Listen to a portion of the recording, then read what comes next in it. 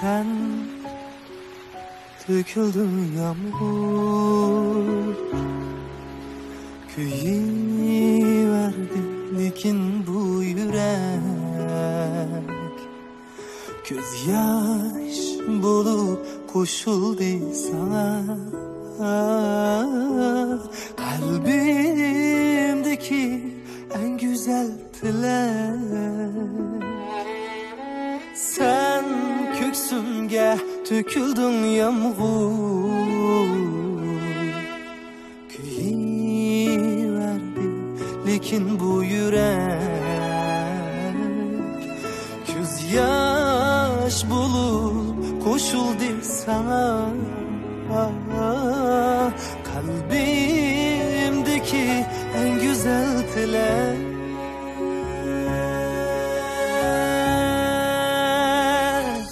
teselli üçün yağdın mı yağmur, dert bağrını çak eyle tüden. Duyalmaysan hiç derdimni efsus, sen to'xtaysan to'xtamaz hasret.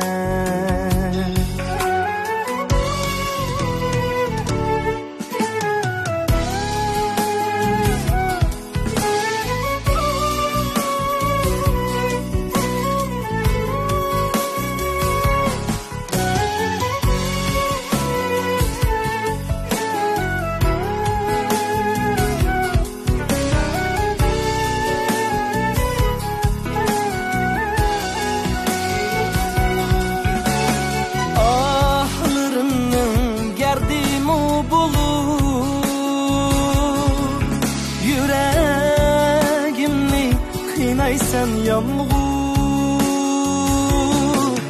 yapraklarını süygəndək şunca yüreğimni süymeysen yağmur, yapraklarını süygəndək şunca yüreğimni süymeysen yağmur.